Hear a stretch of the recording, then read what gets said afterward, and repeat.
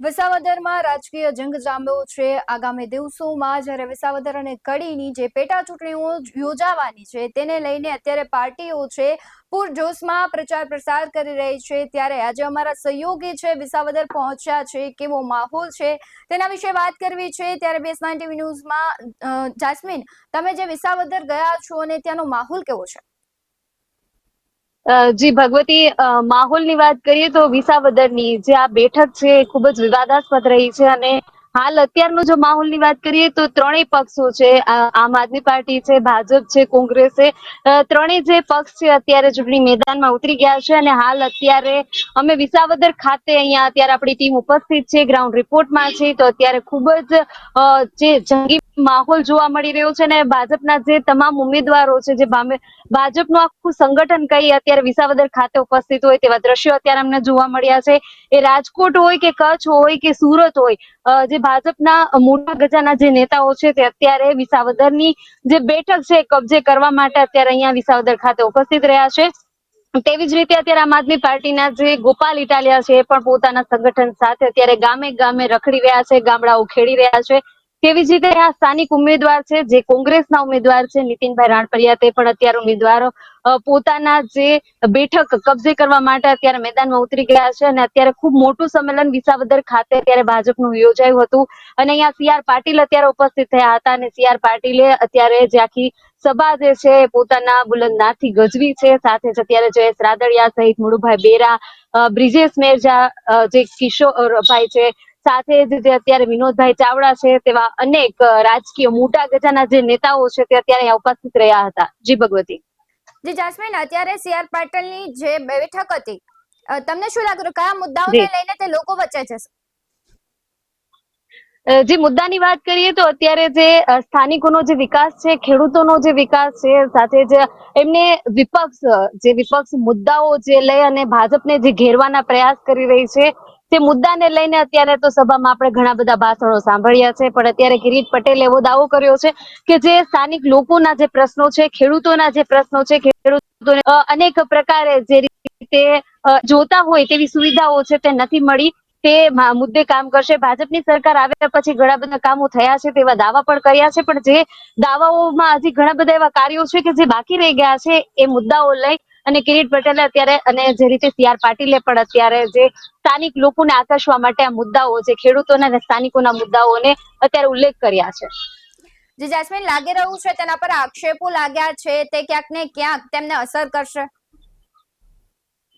જી, આક્ષેપોની જો વાત કરીએ તો આક્ષેપોને લઈ અને અત્યારે પોતે ઘણા બધા ભાજપના જે સંગઠનના મોટા ગજાના જે નેતાઓ છે, કિરીટ પટેલે ખુદે એવું કહ્યું છે કે વિપક્ષ અનેક મુદ્દે કિરીટ પટેલને ઘેરી રહી છે. અને અનેક એવા મુદ્દાઓ છે જેને લઈને આક્ષેપો થયા છે. એ આક્ષેપો તમામ કિરીટ પટેલ અત્યારે પાયા વિહોણાના હોવાનું, પોતે આવા કોઈ પણ આક્ષેપોમાંથી, અને જે રીતે ભૂપત ભાયાણીનો મુદ્દો હોય કે હર્ષદ રીબડિયા છે, જે મેં પક્ષ પલટો કર્યો છે, અને જે વિસ્તાર બેસાડની જે સ્થાનિક પ્રજાઓ છે એના કામો પાર્ટી નતા કરવામાં આવ્યા, નામ કરવા માટે જોડાયા છે. અને કિરીટ પટેલને અત્યારે જે રાજકીય નેતાઓ છે અત્યારે અહીંયા ઉપસ્થિત થઈ અને સમર્થન આપી રહ્યા છે. કિરીટ પટેલે પણ સભા દરમિયાન કહ્યું છે કે તેમને ખોટા બદનામ કરવાના, તેમની પર ખોટા આક્ષેપો થઈ રહ્યા છે. એ આક્ષેપોને જો એ જીતશે તો નકારી કાઢશે, અને જે એમના આંખો જે સમગ્ર થયા છે, જો એ જીતશે તો પ્રજાના કાર્યો કરી અને એ જે તમામ આક્ષેપો છે એને ખોટા પાડશે. જી જાસ્મીન, ગઈકાલે પણ આમ આદમી પાર્ટી જ્યારે પોલીસ સ્ટેશન ઉપર બેઠી હતી, એ વિવાદ સર્જાયો હતો, તેના વિશે શું કહેશો? જી,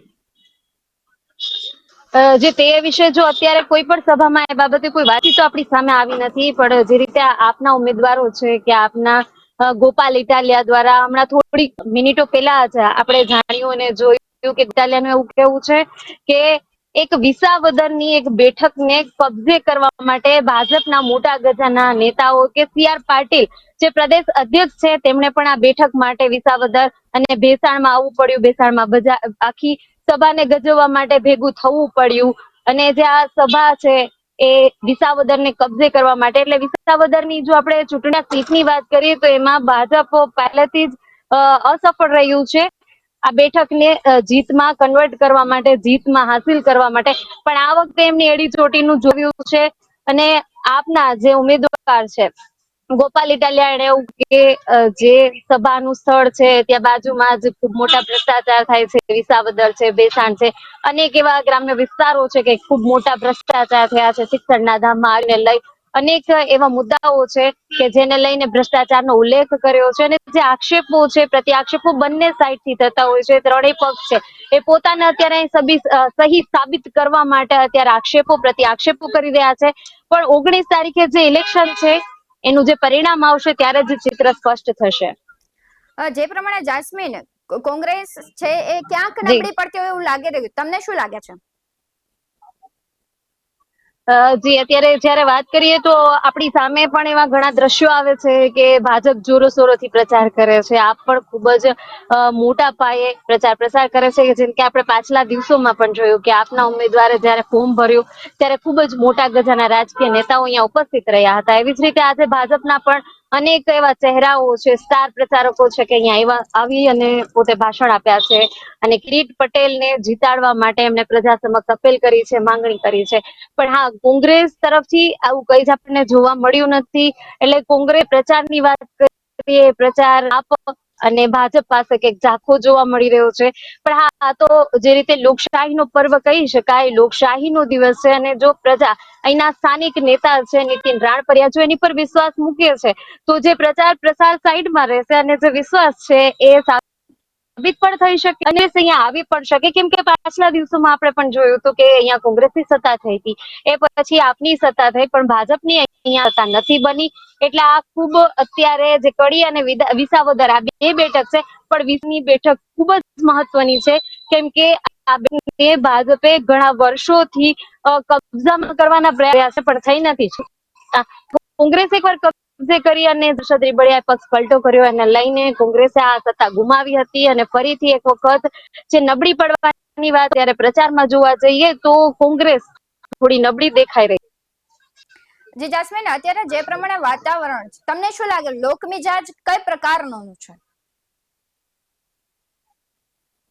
લોકમિજાજ અત્યારે જઈએ તો સભાસી માત્રામાં લોકો હતા. હજુ અમે ગામમાં અલગ અલગ જે ગામડાઓ છે ભેસાવદર સહિતના ત્યાં જાશું, ત્યાં લોકોનો જાણવાના ખૂબ પ્રયત્ન કર્યા છે ને હજી કરવા પણ ખાલી ને ખાલી માત્ર સ્થાનિક મુદ્દાઓ છે, ખેતીના મુદ્દાઓ છે ને ખાલી વિસ્તારમાં જે ઇકો ઝોનના મુદ્દાઓ છે એને લઈ જે કામ પ્રજાના પ્રશ્નો પ્રજા જે શબ્દો છે ને તેવા ઉમેદવારને જીતાડવા માંગે છે. જાસ્મીન, છેલ્લો પ્રશ્ન એ પૂછવો છે કે વિસાવદરમાં પ્રાથમિક જે રસ્તાઓને છે તેના ઉપર આક્ષેપ લાગે કે પ્રાથમિક સુવિધાઓ જ નથી. તમને શું લાગે છે કે નથી? જે આમ જોવા જઈએ તો ઘણા બધા રસ્તા એવા છે કે અત્યારે બિસ્માર હાલતમાં છે. પણ હા, વિસાવદર ચોક્કસથી થોડી પ્રગતિ કરી રહ્યું હોય, ગ્રામ્ય લેવલની જે પ્રગતિ હોય, રોડ રસ્તાની જે એ થોડા અંશે જોવા પણ મળી રહી છે. ગ્રામ્ય વિસ્તારના એવા ગામો છે કે ત્યાં વિકાસ અત્યારે થોડો ઘણો રહ્યો છે અને ઘણા બધા એવા સારા એવા એમ કહી શકાય કે 50% વિકાસ અત્યારે દેખાય છે. પણ આજે 2 વર્ષ ત્યાં કોઈ પણ આગેવાન વગરનું જે આ વિસ્તાર રહ્યો છે, લાગે છે કે કોઈ આગેવાન આવે તો વિકાસ થઈ પણ શકે. હજુ જી જાસ્મીન, આપ જોડાયા તે બદલ ખૂબ ખૂબ આભાર. જે પ્રકારે અત્યારે વિસાવદરમાં રાજકીય ગરમાવો આવ્યો છે, ત્રણેય પક્ષો છે ચૂંટીનું જોર લગાવી રહ્યા છે અને હજુ પણ આગામી દિવસોમાં પ્રચાર કરશે. જે પ્રમાણે અમારા સહયોગી કહી રહ્યા છે કે ત્યાં વિકાસ છે 50% દેખાઈ રહ્યો છે, પરંતુ જે ખેડૂતોના મેઇન મુદ્દાઓ છે તેને લઈને પાર્ટીઓ છે તે અત્યારે મેદાને ઉતરી છે. હવે તો મતદાન થશે અને રિઝલ્ટ આવશે ત્યારે ખબર પડશે કે વિસાવદરમાં કોની સત્તા આવશે. આ મુદ્દે તમારું શું કહેવું છે કમેન્ટ કરી જરૂરથી જણાવજો. આવા જ વધુ અહેવાલો સાથે ફરી મળતા રહીશું. તમામ મારી યુટ્યુબ ચેનલને સબસ્ક્રાઇબ કરવાનું, અમને ફેસબુક અને ઇન્સ્ટાગ્રામ પર ફોલો કરવાનું ભૂલશો નહીં. બાકી અવનવી અપડેટ્સ મેળવવા માટે જોતા રહો BS9 TV ન્યૂઝ. નમસ્કાર.